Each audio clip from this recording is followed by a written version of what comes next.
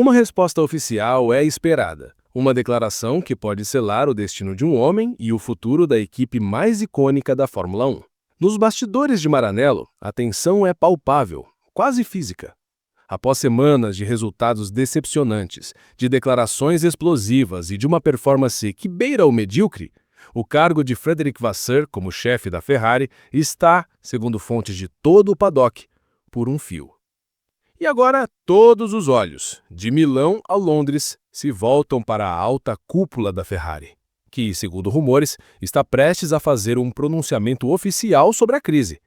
O que está acontecendo dentro dos portões sagrados de Maranello? É uma crise de performance ou estamos testemunhando uma complexa e implacável guerra de poder? Olá, pessoal. Bem-vindos de volta ao F1 Fanáticos. Eu sou o Rodrigo Santos. Se você é um fã de verdade do esporte, já se inscreve no canal e confere a descrição. Lá, além do nosso contato para parcerias, deixei links de parceiros confiáveis que podem te ajudar com uma renda extra e a apoiar nosso trabalho. Para entender a crise de Fred Vasseur, primeiro precisamos entender onde ele está pisando. Comandar a Ferrari não é como comandar qualquer outra equipe. É uma posição única no esporte mundial, e a pressão vem de três fontes distintas e implacáveis. A primeira, claro, são os resultados. E os fatos de 2025 são brutais. 0 vitórias nas primeiras 10 corridas. Em temporadas passadas, onde a Ferrari se mostrou minimamente competitiva, seus 2 pilotos já tinham vitórias a esta altura do campeonato. Este ano, o único triunfo foi a vitória solitária de Hamilton na Sprint da China, que hoje soa como uma memória de uma era distante. A equipe, que brevemente ocupou o segundo lugar nos construtores, já foi engolida pela Mercedes. E só se mantém à frente da Red Bull porque a equipe austríaca, na prática, tem sido um time de um carro só. O progresso que Vasseur alega ter feito, como a bem-vinda melhora nos pitstops, soa como um consolo pequeno, quase insignificante, diante da falta de performance do conjunto. A segunda fonte de pressão é a estrutura de poder da Ferrari. Em equipes como a Mercedes, Toto Wolff não é apenas o chefe, ele é um dos donos. Ele tem 33% da equipe. Sua autoridade é quase absoluta. Ele pode blindar a sua equipe da pressão externa porque, no fim do dia, as decisões param na mesa dele. Na Ferrari, a história é outra. Fred Vasseur é o chefe de equipe, mas ele não é o Big Boss. Ele é, na prática, um funcionário de altíssimo nível.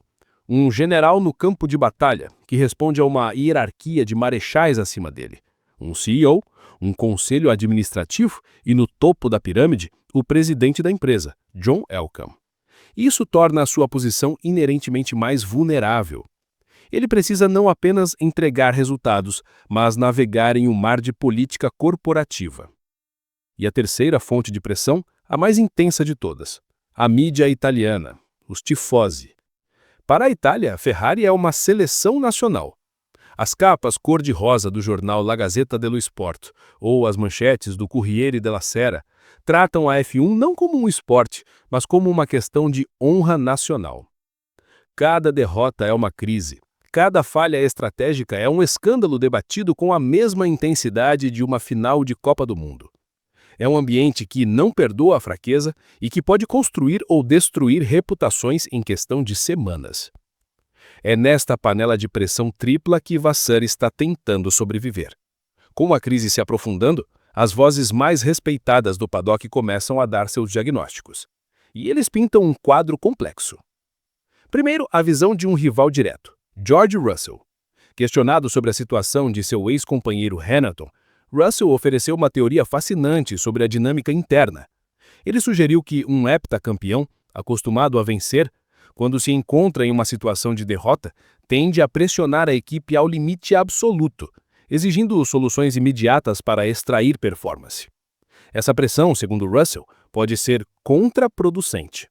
É uma forma elegante de dizer que a frustração e a exigência de Hamilton podem estar, sem querer, adicionando mais caos a uma equipe que já está em desordem, forçando decisões apressadas, em vez de soluções pensadas.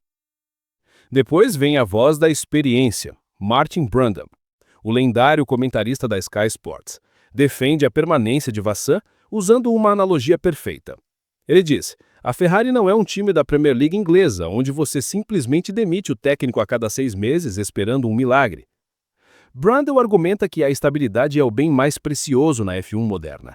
Uma nova troca de comando, segundo ele, só causaria mais instabilidade. Um novo chefe chegaria e todos os engenheiros e diretores baixariam a cabeça, trabalhando em silos, tentando entender qual a nova direção e como salvar seus próprios empregos. Isso paralisaria o desenvolvimento por mais um ano. E, por fim, a visão de dentro do furacão, do próprio Hamilton. Suas declarações enigmáticas, como "há muita coisa acontecendo nos bastidores sobre as quais eu não posso comentar", são um código. Elas são a confirmação, vinda da fonte mais importante, de que a turbulência interna é real, profunda e preocupante. Sentindo a pressão de todos os lados, o próprio Vassan começou a contra-atacar. E sua defesa foi, na verdade, um ataque velado à sua própria liderança. Imagine a cena na coletiva de imprensa no Canadá. As luzes dos flashes, os rostos dos jornalistas italianos na primeira fila. Vasser, normalmente calmo e irônico, agora está com uma postura defensiva, com a voz carregada de uma tensão raramente vista. E é ali que ele diz que já mudamos tudo, pilotos, chefes de equipe, só uma coisa não mudou. Uma crítica direta, ainda que implícita, ao processo de tomada de decisão da alta cúpula da Ferrari. Foi uma jogada de tudo ou nada de um homem lutando por seu cargo, tentando desviar a culpa para cima. A sua situação contratual só adiciona mais lenha ao fogueiro. É extremamente raro que um chefe de equipe da Ferrari entre na segunda metade da temporada sem um contrato assinado para o ano que vem. Esse limbo contratual é visto no paddock como um sinal claro da falta de confiança da diretoria. É como se eles estivessem deixando a porta aberta para uma mudança.